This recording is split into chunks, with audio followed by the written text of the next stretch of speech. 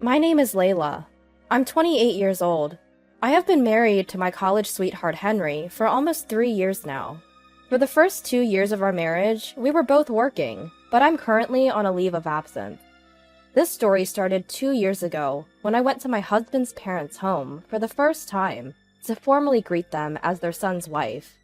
At that time, my sister-in-law was still living at home, and for some reason, she insisted on being present during my visit. I initially appreciated her presence since I knew I would have to meet her eventually, and it was convenient to get the introductions done, all at once. The conversation with my future in-laws went smoothly, but all of a sudden, I hate living with strangers. Even though you're Henry's wife, you're still a stranger to me, so don't ever consider living here. So my sister-in-law declared. We had been searching for a home somewhere between our workplaces and never had any intentions of moving in with them, so her words left me stunned. Also, my parents are very nice people, but don't think you can take advantage of them. When you have kids and decide to go back to work, don't expect them to babysit, and don't visit this house too often. She continued. Her words felt like an unwarranted attack, especially considering my husband and in-laws were present. They immediately reprimanded her and apologized to me so profusely that it was as if they were ready to get down on their knees. Seeing them apologize only seemed to fuel her anger, and she continued to rant, bringing up issues we had never even considered. It was way too ridiculous, and it turned my initial shock into a calm astonishment. If you feel that way, it would be better to call off our marriage, I said firmly, and then left, though my husband and his parents kept apologizing to me. Later, a meeting was arranged that included both sets of parents, my husband, my sister-in-law, and myself. However, my sister-in-law's hostile attitude toward me didn't change at all. Realizing this situation was not good for anyone, my in-laws decided it was best for her to move out. She had a job and earned enough to live independently, so she was essentially asked to leave her parents' home. Her new place was close to her workplace, in an area I had no connection with. My husband and his parents seemed to make an effort to avoid running into her, even at their home. She was conspicuously absent from our wedding, feigning illness. Since then, we never saw her face to face, so I could hardly remember what she looked like. I thought our relationship would continue like this, but she got engaged, which was an unexpected development. As it turns out, her fiancé was one of my father's employees.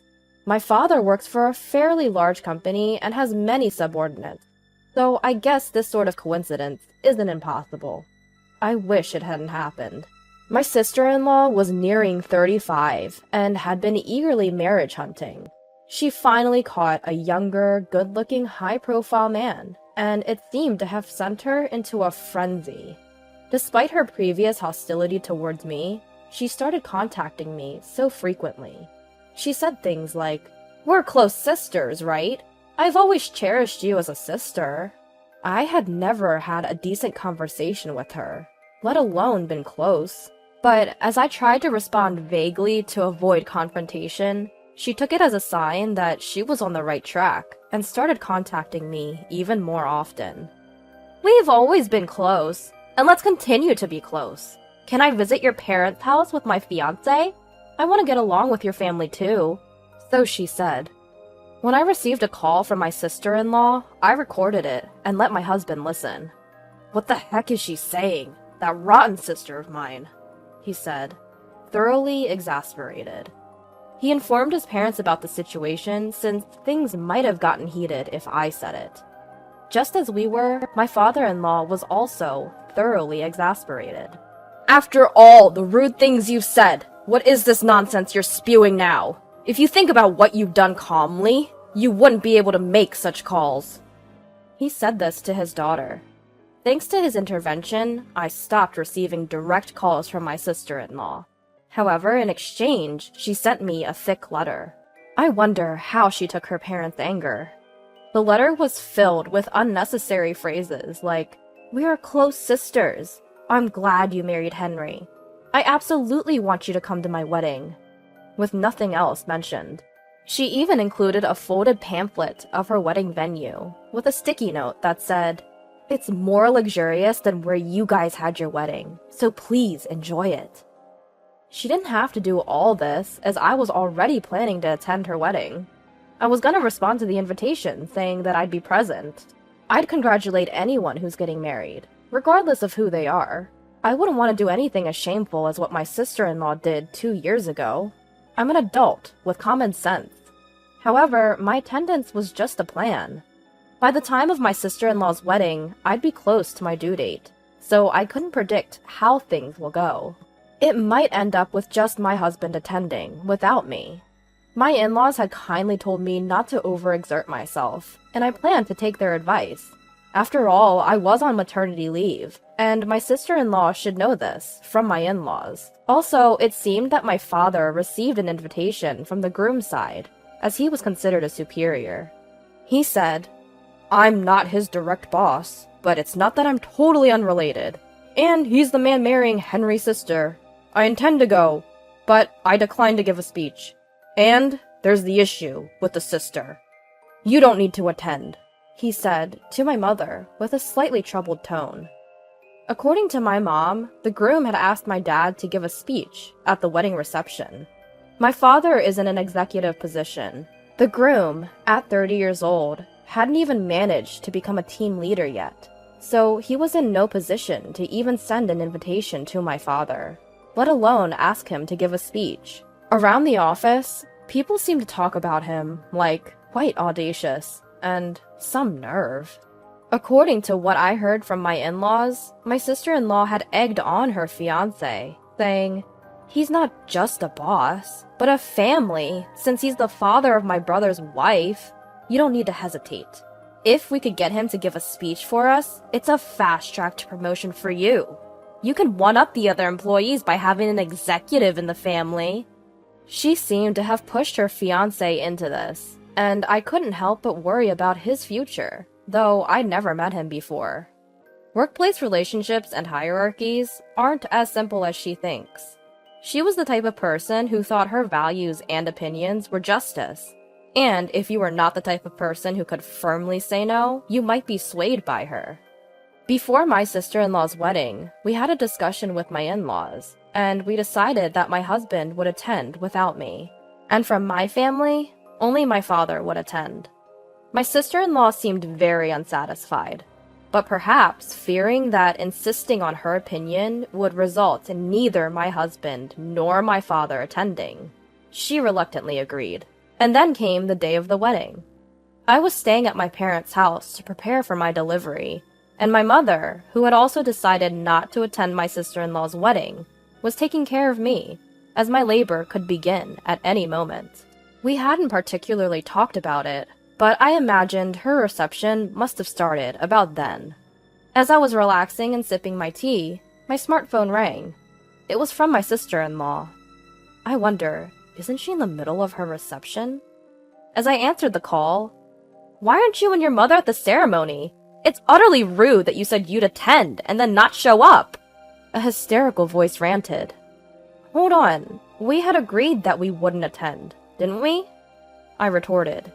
"How dare you, as a sister-in-law, not do as your husband's sister says? You're basically a servant to the family you've married into, so what gives? It's bizarre how my parents and Henry are so compliant with you. And now my fiancé is in a bad mood because of it." My response only fueled her rage. Her ranting continued, and I managed to stop myself from saying I couldn't care less. I moved the phone away from my ear and listened to her tirade. My mother wore a puzzled expression, hearing the voice leaking from my phone. It appeared she had called during a break in the reception, and after a while, my sister declared, "I don't have much time right now, but you'll have to take responsibility for not attending the ceremony," and then hung up. Despite us informing her beforehand that we wouldn't be attending, she had the audacity to tell us to take responsibility. This perplexing statement wasn't the cause, but shortly after this call, my labor started.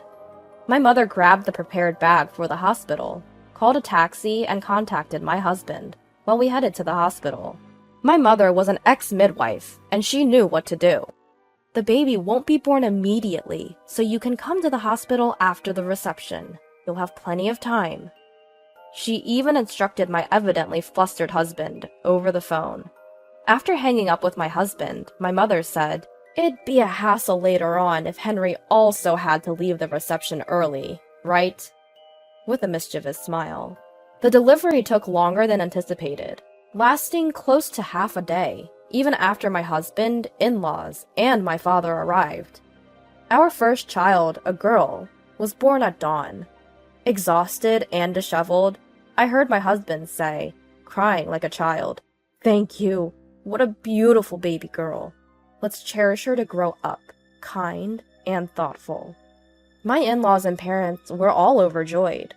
I only heard about the aftermath of my sister-in-law's wedding and reception once I had settled down at home after I got back from the hospital with my daughter in my arms. It seemed it was quite a serious event. This serious has a negative connotation.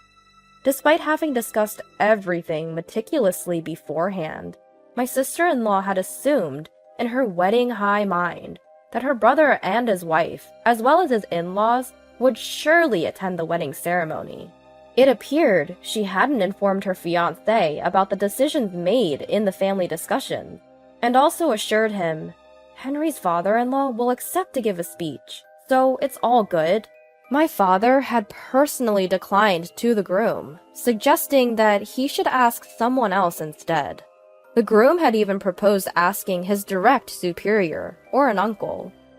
"I'm sure he will accept it if I ask through my brother's wife." I had no idea how she had convinced the groom that my father wouldn't accept to give a speech, while he had directly declined it to him. It was reiterated in front of my sister-in-law during the family discussion that he wouldn't do it, and yet no alternative prearrangements had been made. Because of my sister-in-law's action, the ceremony and reception proceeded without a main speaker. The groom, who was supposedly overjoyed that an executive had accepted to give a speech on his wedding, was indeed thunderstruck. I assume he felt utterly embarrassed in front of the invited guests. Just picturing the bride and groom seating in shock makes my spine chill, even though I wasn't there. Naturally, the groom must have been upset and confused. He probably complained to my sister-in-law too. The ever-deteriorating atmosphere at the venue caused my anxious sister-in-law to call me during the break to change her dress. The groom gradually noticed more lies by observing the guests invited by my sister-in-law, and after the reception that was filled with tense mood, he suggested postponing their still uncompleted legal marriage registration. The lies my sister-in-law told her fiancé included, "I have a great relationship with my family. I am very close to my brother and his wife. That's why your boss, who is my brother's father-in-law, will support you. I graduated from a prestigious university and have a responsible job at a major company. I am a happy person, still surrounded by the good friends I made at the university." And so on. As you might guess, all of these were lies. My sister-in-law had been increasingly alienated within the family, even before she started spewing offensive remarks at me, and her relationship with her brother, my husband, was far from good. It goes without saying that my relationship with her was not good either, so there was no reason my father would favor my sister-in-law's fiancé. As I'd mentioned before, the groom didn't seem very competent at his job, so promoting him out of nowhere would indeed create an odd atmosphere within the company. Additionally, my sister-in-law's highest education level is high school. After graduating by the skin of her teeth as she was partying around without attending school properly, she was in a state of unemployment, occasionally doing some part-time work. After her 30s, she was hired as a part-time employee through the connections of her father. And of course, she has never had a responsible job. Even though she managed to commute without being late or absent, she was a burden who could not handle phone calls, making copies, or checking emails properly. There's no way such a person would have friends. Even if there were some acquaintances when she came across in town, they were not someone close enough to invite to the wedding, so she used a dispatch service to fill the seats. Thus, the speeches made by such so-called friends sounded obviously fake. At a ceremony to celebrate a new beginning, It was unlikely that there would be any reconciliation between my sister-in-law and her fiancé, after so many lies and secrets had been exposed, no matter how hard she tried. Currently, it seems that discussions with the lawyers are still ongoing. After hearing all of this, I remembered the words my husband had said when our daughter was born. Let's cherish her to grow up, kind and thoughtful. Now I realize these words had a very deep meaning. Neither I nor my parents have any intention of getting involved in whatever resolution my sister-in-law comes to. Even my father-in-law said firmly, "That's fine. I don't want any weird influences on my granddaughter, so I'd rather you don't get involved." I know it's not easy to live without any lies or secrets, and there are gentle lies made in care for one another. I believe they work fine, as long as they are based on proper common sense. Come to think of all the things my sister-in-law had said and done, I even take them as a great lesson to learn what not to do. That's how I deeply feel now. My husband and I are about to start raising our first child. We are discussing that we want to cherish and nurture her so she can grow up to be a person who can be proud of herself, enjoy spending time with many friends, without causing trouble to others, and lead a happy life. I think it would be delightful if we could also grow as parents in the process.